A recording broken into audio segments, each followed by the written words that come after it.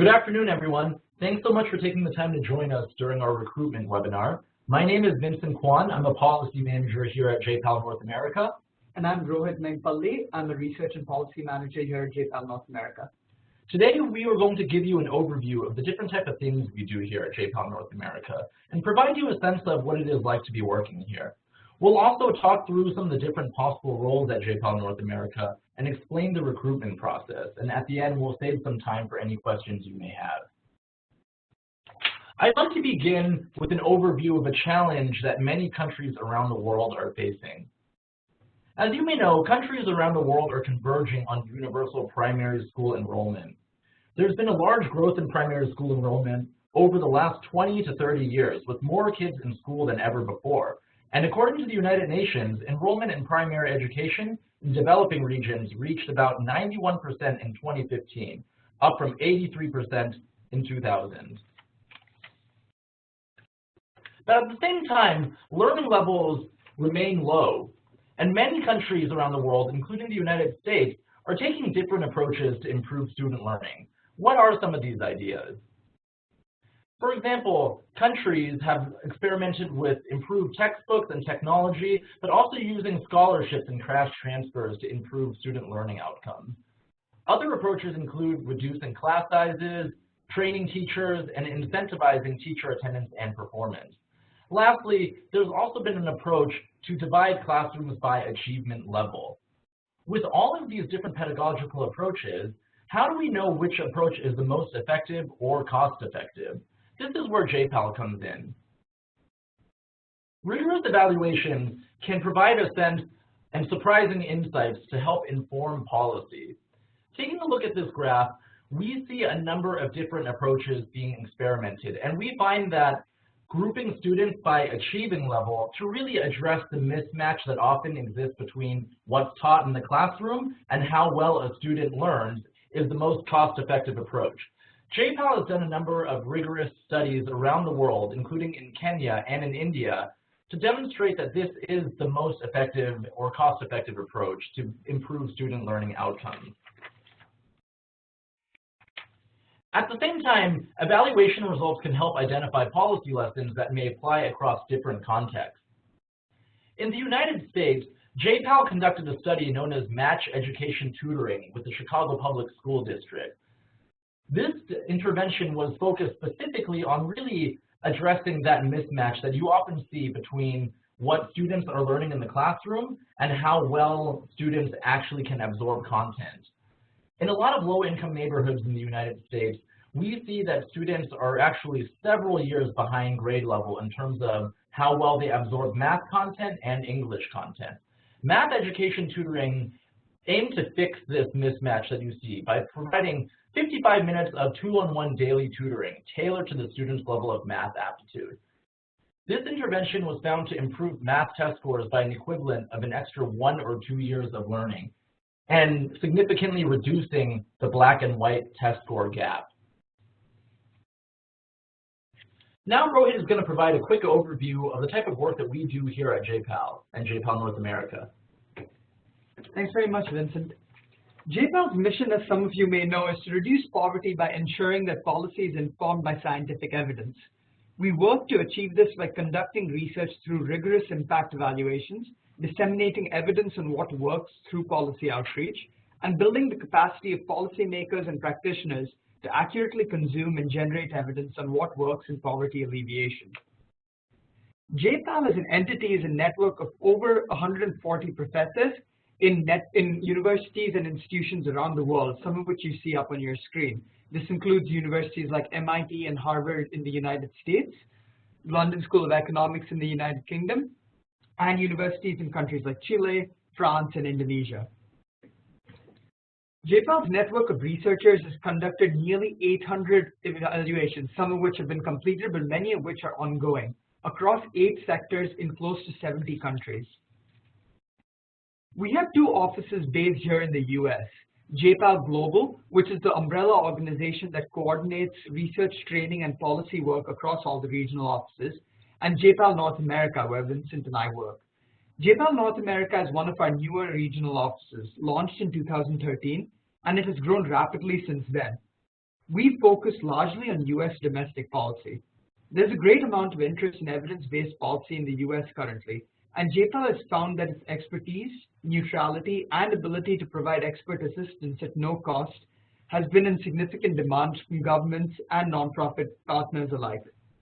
Since its inception, JPAL North America has been actively working with state and local governments in the US, most recently through its State and Local Innovation Initiative, to help them use randomized evaluations to generate new and widely applicable lessons about which programs work, which work best, and why. The Healthcare Delivery Initiative focuses specifically on questions related to effective and efficient healthcare delivery in the US.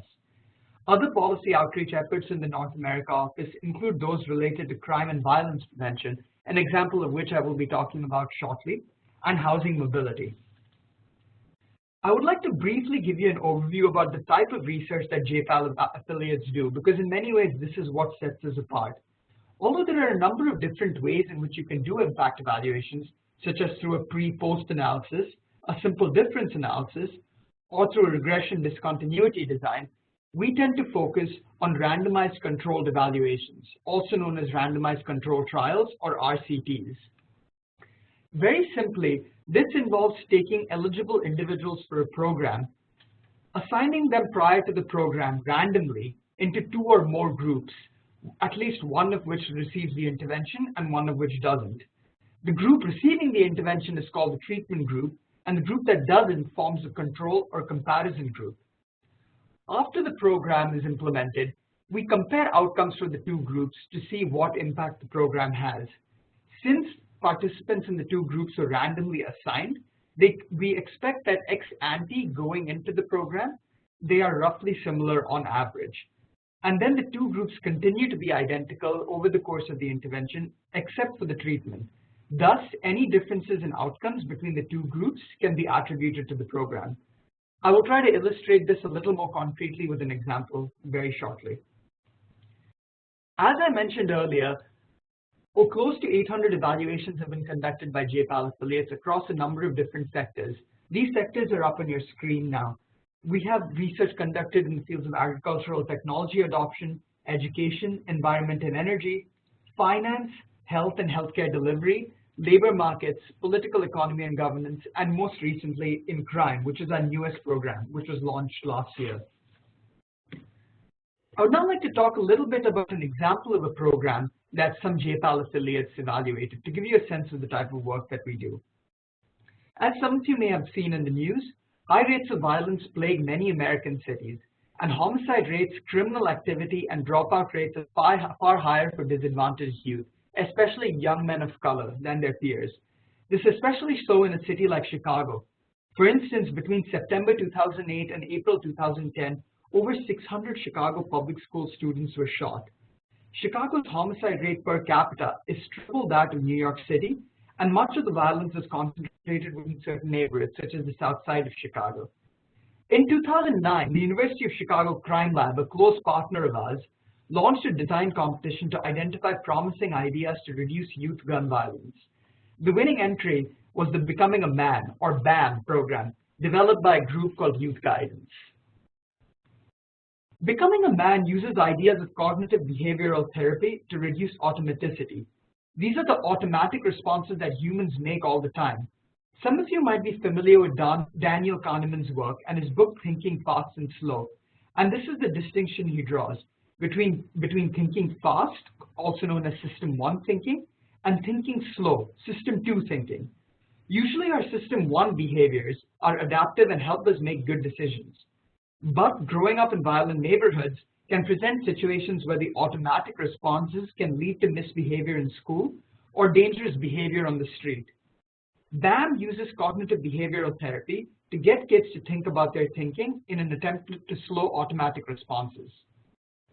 The program participants were young men in Chicago public schools, drawn from 18 Chicago public schools in grades 7 to 10. Most of the youth had grade point averages below 2, and about a third had been previously arrested. Given the large population of students and limited resources, this was the ideal population in which to run a randomized trial, as not everyone could have been served by the Becoming a Man program. So of the close to 3,000 eligible students, roughly half were randomly selected to participate in the program. And now we can move on to the results. BAM reduced criminal activity for program participants by a large amount. In particular, one of two studies found that schooling outcomes were also significantly reduced. But across both studies, we find that violent crime arrests decreased by 44%, and this was a sustained decrease. Moreover, a second study showed that overall arrests decreased by 31%.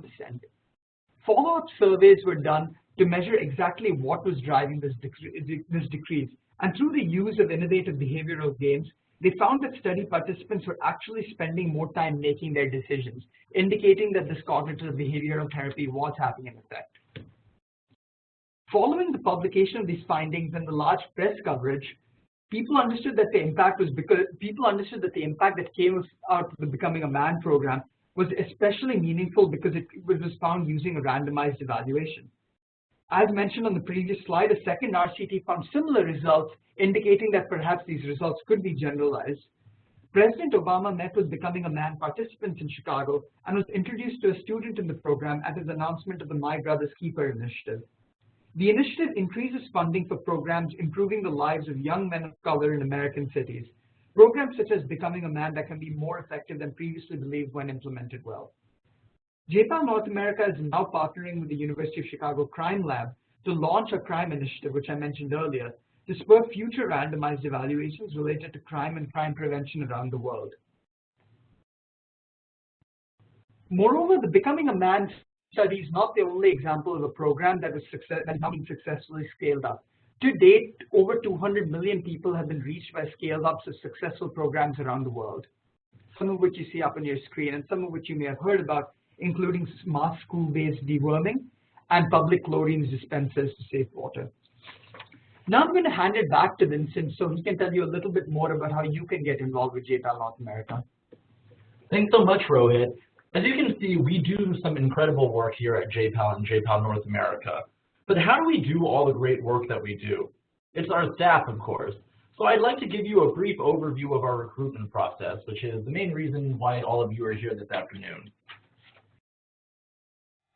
I'd like to give an overview of the four main verticals where we hire potential new staff. These include our research team, our policy team, our training team, and our finance and admin team. The research team contributes to JPAL's mission of evidence-based policymaking by supporting the effort to produce policy-relevant research. What do you get out of joining the research team?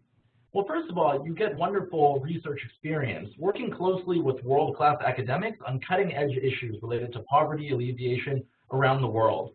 Many former members of the research team go on to become impact evaluation specialists within various organizations, at development consulting firms, or they go on to do their own PhDs. We hire both research associates and research managers. Research associates typically work for one PI or a group of PIs. We have both field-based positions and office-based positions. This generally varies from office to office, but at JPAL North America, a majority of our research associate positions are office-based. Research managers, on the other hand, oversee multiple projects, create research resources, public goods for researchers, and assist with training. The policy team, which is where I sit and where Rohit sits, immerses you in the world of policymaking, communicating and interacting with a wide variety of stakeholders. You get to help implementing organizations facing real-world choices and challenges by thinking through the ways in which research can be practically applied on the ground. You build a large professional network of actors in the space associated with poverty alleviation and improving social programs. It's a really dynamic job in which you get to wear many different hats. JPAL staff play a crucial role in developing partnerships with potential implementing organizations, including state and local governments, nonprofits, and also the private sector.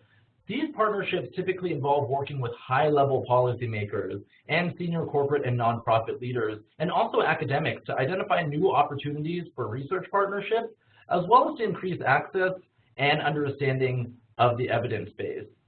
For example, JPAL works closely with governments to develop and share policy-relevant evidence and support policy and programs scaling based on this evidence. One of the first JPAL North America employees was sent to the White House Social and Behavioral Sciences team, where she supported their efforts to study and scale low-touch cost interventions based on insights from behavioral economics and social psychology about human cognition and the impact of choice architecture. She is now a full-time staff of the Social and Behavioral Sciences team. Across the policy team, we hire policy associates, senior policy associates, and policy managers. And I'll go into a little bit more detail about that farther down the line.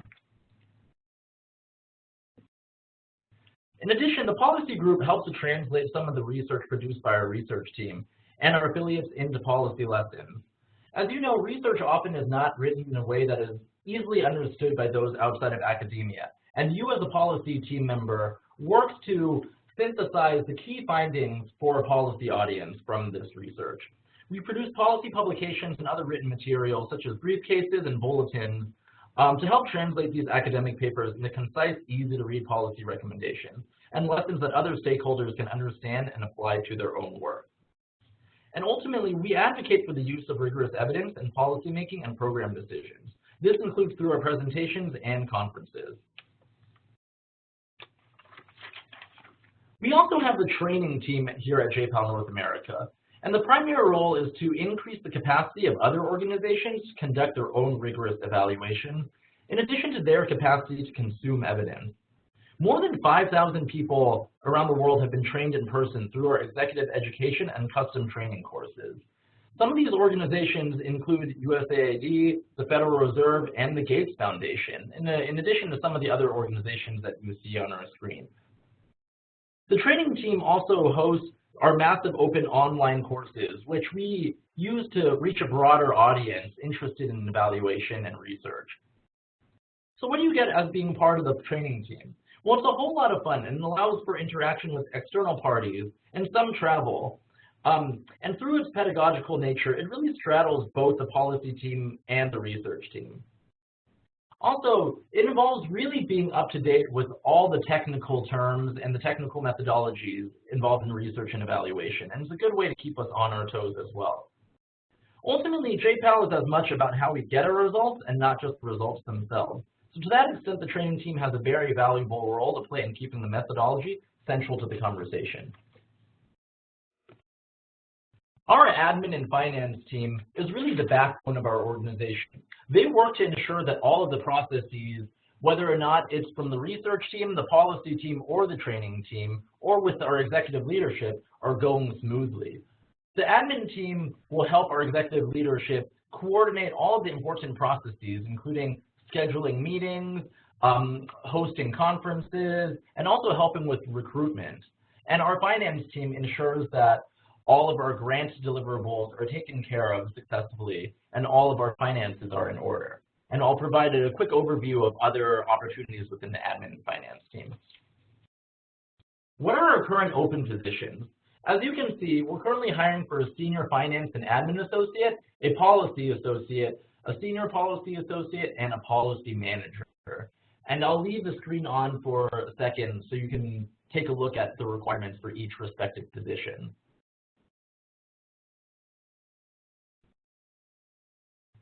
As you can see, generally speaking, our policy associate positions are catered to those who have an undergrad or graduate degree, but less work experience, usually from 0 to 4 years of work experience.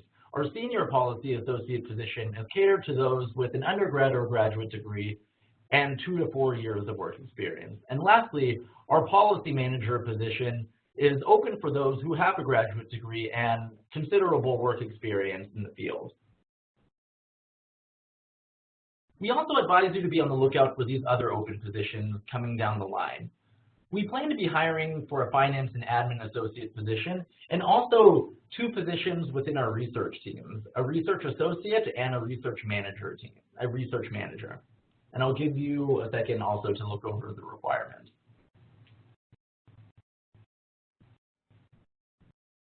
Similar to the positions that I described in the policy vertical, the research associate and research manager distinction really is based off of the number of relevant work experience years that you have. For example, the research associate, we typically hire those who have a BA and excellent data and R skills. And generally, these are candidates who are interested in pursuing a PhD farther down the line and are really interested in the coding and the analytical work involved in JPAL's research. The research manager typically holds a graduate degree and has over 4 years of professional research experience and also management experience, overseeing a number of different projects. So what do we generally look for? First of all, we look for candidates who have strong academic coursework. For example, coursework in economics and statistics, given that JPAL does focus on quantitative methods and specifically randomized control trials, we really want candidates who have demonstrated an understanding of quantitative methods, specifically in evaluation. Secondly, we really emphasize excellent writing and communication skills, especially in the policy team, where you are constantly interacting with external stakeholders, whether or not it's in person, via meetings or phone calls, or writing policy publications to help distill the key findings from our research. You need excellent writing and oral communication skills to ensure that the audiences that we're reaching out to really understand what the key findings are and what JPAL's message is. So how do you apply? This is probably the main question for the recruitment webinar. We are currently in the middle of our annual recruitment drive. It began in mid-November and it ends on January 10th. And I advise you to go to povertyactionlab.org/careers and filter for the North America region to look at opportunities specific to North America. Keep in mind that the annual recruitment drive also holds positions across the other JPAL offices, including JPAL Global, and it is also the primary way that our affiliate professors hire for research associates on specific projects. We also help out our partner organizations, such as IPA, by posting their job positions during this annual recruitment drive. At the same time, there are new jobs that are posted on our website throughout the year, and applications for these are accepted on an ongoing basis. As I mentioned earlier, we will be hiring for new associates and managers on our research team on a rolling basis. So please keep a lookout for those opportunities. So specific job openings will have specific requirements. Typically, they require a statement of purpose, a CV, transcripts, and any other material specified by the hiring manager. Please make sure to read the instructions and the requirements for each listing carefully, as they differ depending on the job and where it's based.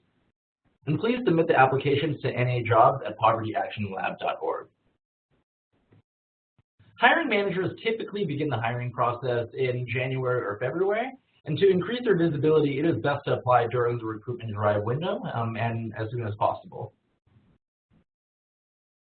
So if you would like to learn more about JPAL, here are 2 resources that I've put up on the screen. On the right side, you see Running Randomized Evaluations, a Practical Guide, which was written by the director of JPAL Global, Rachel Lenister. It's a really good way to get into JPAL's methodology and to really give an example of the type of work that we've been able to successfully do around the world and how we've been able to use the RCT methodology in real-world settings successfully. I highly recommend reading it. It's a fun read. And on the left, you see Poor Economics, which is a book that was authored by our founders. And so really interesting way examining how to rethink our approach in fighting global poverty. So it's also a highly recommended read. Secondly, we have a number of online courses that you see here. On the left, we have our MicroMasters in Data, Economics, and Development Policy. And we also have our course on the challenges of global poverty and evaluating social programs. And I encourage you to definitely check those out if you're interested in learning more about JPAL. And if you have any additional questions, please feel free to reach out to Molly Gilmore at the email address that you see there. And once again, povertyactionlab.org/careers, filter on North America to be able to find our current job positions. So I'd like to encourage any questions now during our Q&A process.